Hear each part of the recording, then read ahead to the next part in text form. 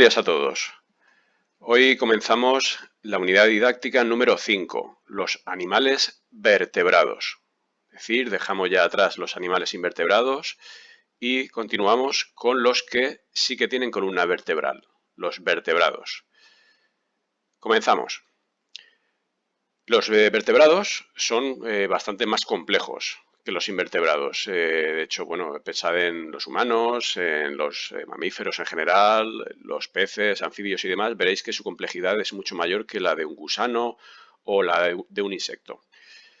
Todos los vertebrados pertenecen al filo de los cordados. El filo de los cordados incluye a los vertebrados y a otros grupos como los urocordados y los cefalocordados que ahora os explicaré. Y todos ellos proceden de un antecesor común, que vivió hace más de 500 millones de años, ¿vale? Los procordados que se llaman. Bien, vamos a ver el filocordados, que engloba a todos ellos, los que os he dicho. Los miembros del filocordados, en los que se incluyen los vertebrados, poseen como características que tienen simetría bilateral. Esto ya sabéis lo que significa, ¿vale? Lo de un solo eje, un solo plano que divide en dos mitades al cuerpo como si fuera un espejo, en dos. Pero además comparten otras 4 características todos los cordados, al menos en alguna fase de su ciclo vital. Esto significa que podría ocurrir que la característica la compartiesen en el desarrollo embrionario o después posembrionario o ya en la fase adulta, ¿de acuerdo? Es decir, cuando todavía no es ni un bebé dentro del huevo, dentro del vientre de la mamá, si son vivíparos, o ya en fase adulta. ¿Qué características son?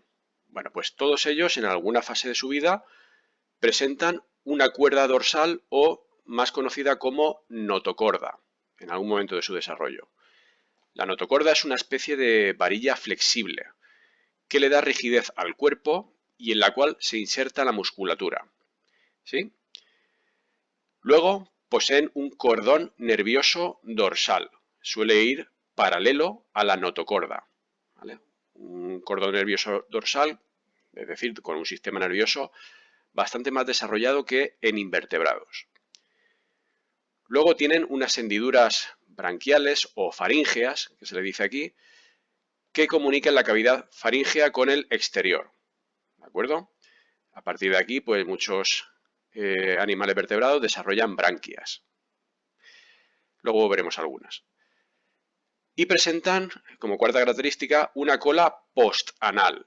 Eso significa que es una cola que está más allá del orificio del ano, ¿vale? Pensad en los peces, por ejemplo, ¿vale? La cola está más hacia atrás, la cual la utilizan para la propulsión y el equilibrio. Voy a bajar un poquito. Bueno, este filo, como os he dicho, está compuesto por 3 grandes grupos o subfilos, los cuales descienden todos de los procordados, hace unos 550 millones de años. Los 3 grupos o subfilos son el de los urocordados, el de los cefalocordados y el de los vertebrados. Vamos a ir viéndolos en líneas generales cada uno de ellos. Los urocordados, donde incluimos a las ascidias, que las tenemos aquí, ¿vale? Pensad de uro, que significa cola, y cordado, pues de la corda, ¿no? De la notocorda. Son animales marinos que tienen notocorda, cordón nervioso y cola, ¿vale? De ahí su nombre, solo en la fase larvaria, la cual es móvil y nadadora, ya que vive en medios marinos. Por eso se le llaman urocordados, porque solo tienen cola en la fase larvaria. Luego, cuando son adultos, la mayoría de ellos son sésiles.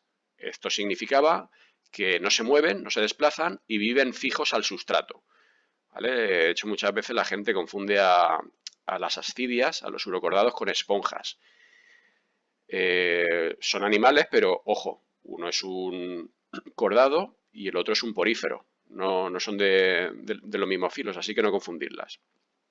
Las ascidias son parecidas, pero no son exactamente iguales. Entonces, luego, ¿qué más? Ah, sí, se me olvidaba. Las hendiduras faríngeas les sirven para alimentarse por filtración, ¿vale? También se alimentan como las esponjas, pero no son esponjas, ojo. ¿vale? No confundir las ascidias, urocordados. Luego, los cefalocordados, cefalo de cabeza, ¿vale? Mantienen la notocorda, el cordón nervioso, las hendiduras faríngeas y la cola durante toda su vida. Este es un estadio ya más evolucionado. Y todos son marinos. Aquí tenemos un anfioxo, que es un cefalocordado, o también llamados peces lanceta, ¿de acuerdo? Y bueno, si os fijáis, pues no tienen aletas así desarrolladas como los peces, porque eso se evolucionará más adelante, como veremos, y son mucho más simples. Bajo un poquito. Bueno, aquí tenemos un mapa aquí a la izquierda de cómo sería un cordado, concretamente un cefalocordado. ¿De acuerdo? Visto el esquema interior, ¿vale? Tendría un cordón nervioso dorsal, ¿vale? Dorsal hace referencia a la parte de atrás del cuerpo, respecto a lo que sería el eje de lo que serían las vísceras. Las vísceras están aquí, entonces en posición dorsal, la parte de atrás, como si fuera su espalda, entre comillas, está el cordón nervioso. La notocorda, esa varilla flexible, ¿vale? Inicialmente en este tipo de animales es cartilaginosa, es así de cartílago, está justo entre el cordón nervioso y las vísceras. Y aquí en esta zona estarían las hendiduras branquiales, ¿vale? Aquí la boca y aquí el ano, ¿vale? Con su aparato digestivo. Vale, bajo un poquito. Luego, los vertebrados. Los vertebrados, en el cual nos incluimos, son el grupo de los cordados más abundante, diverso y evolucionado de todos los cordados, ¿vale? Y bueno, pues son los que dominan, por así decir, toda la biosfera terrestre. Durante su desarrollo embrionario, la notocorda es sustituida por la columna vertebral, ¿vale? De ahí que este grupo reciba ese nombre, porque estos ya sí que presentan columna vertebral, los vertebrados.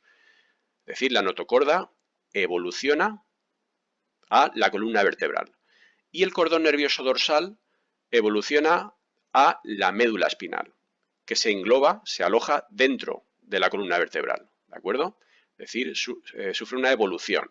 El cordón nervioso dorsal, repito, pasa a ser la médula espinal y la notocorda, la columna vertebral. Luego además se desarrollan un cráneo, ¿de acuerdo? El encéfalo, que engloba a lo que sería, además de la médula espinal, al cerebro, al cerebelo, ¿vale? Todo lo que sería el sistema nervioso central, ¿ok? Las hendiduras faríngeas originan luego estructuras diversas, dependiendo del grupo en el que nos encontremos, ¿vale? Si son marinos, terrestres, etc. Ahora luego lo veremos. Muchos de ellos mantienen la cola a lo largo de toda su vida.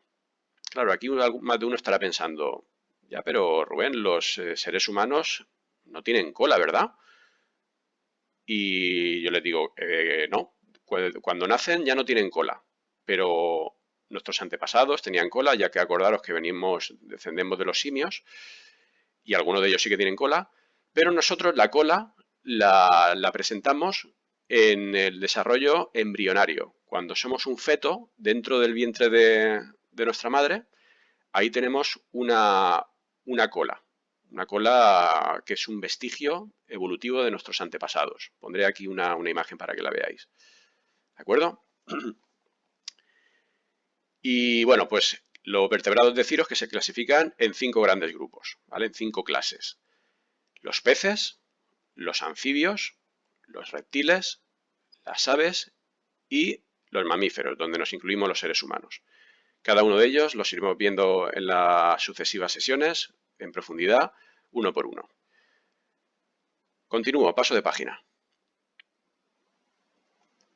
Respecto a la evolución de los animales vertebrados, como os he dicho antes, los primeros cordados surgieron hace unos 550 millones de años, ¿vale? Lo que sería en la época, en la explosión del Cámbrico. Ya esto lo veréis más en profundidad en bachillerato, o igual en cuarto de eso veréis algo también. De aquí surgieron los llamados procordados, aunque aquí no viene, pero bueno, fueron los primeros cordados. Eran organismos sésiles marinos, a partir de los cuales evolucionaron los urocordados, las ascidias, los cefalocordados, los anfioxos que he dicho antes, y los vertebrados, donde nos incluimos nosotros y las otras clases de vertebrados. Los primeros vertebrados de los que se tiene constancia son los llamados peces ostracodermos, que vivieron hace unos 400 millones de años y ya están extintos. Sus fósiles nos indican que eran peces de pequeño tamaño y se caracterizaban por tener gruesas placas óseas en la cabeza a modo de protección contra depredadores y carecían de mandíbula. Luego, en el registro fósil, empezaron a aparecer ya peces mandibulados. Es decir, se trata de los placodermos, ¿vale? Que estos también tenían placas óseas, pero por todo el cuerpo, eran peces acorazados y, bueno, que se cree que eran los antepasados de los actuales tiburones, ¿vale? Aquí tenemos una recreación de un placodermo, eran de mayor tamaño, y ya os digo, tenían mandíbula y estaba su cuerpo recubierto de placas óseas, de ahí su nombre. Placo de placa, dermo de piel. Después, hace unos 350 millones de años, un grupo de peces pulmonados, ¿vale? Es decir, esto significa que tenían ya pulmones, no branquias, pudieron salir a tierra firme, dando lugar a los primeros anfibios. Los anfibios, ya sabéis, ranas, sapos, salamandras, etcétera, son capaces de vivir en ambas zonas, es decir, tanto en medio acuático como terrestre, de ahí su nombre, anfibio. Más tarde, hace unos 300 millones de años, ¿vale? A partir de una línea de anfibios, surgieron los primeros reptiles. Surgieron gracias a que sus huevos, es decir, los huevos de los anfibios que son dependientes del agua, en el caso de los reptiles ya no tenían esa dependencia, es decir, su huevo evolucionó. El huevo pasó a ser un huevo amniótico, huevo amniota. Estos se caracterizan porque presentan una cáscara dura, ¿vale? Es decir, quiero que penséis pues, en el huevo de las gallinas, el que nos comemos nosotros habitualmente para hacer una tortilla. Tiene su cáscara, la cual evita la desecación, de ahí que no dependa del medio acuático para sobrevivir. Y luego además tiene una cubierta compuesta por varias capas y que está rellena de líquidos, el amnios, y protege y alimenta al embrión durante su desarrollo, ¿vale? A ver, bajo un poquito. Mira, aquí está el árbol genealógico y aquí. Bueno, los siguientes vertebrados en aparecer fueron nosotros, los mamíferos, que evolucionaron hace unos 240 millones de años, a partir de un grupo de reptiles, los cuales tenían una posición cuadrúpeda. Esto significa que caminaban sobre las 4 patas y tenían su cuerpo un poquito más elevado del suelo. ¿Vale? Pensad, por ejemplo, en un cocodrilo. Cuadru de 4, peda de podo de pies, 4 patas.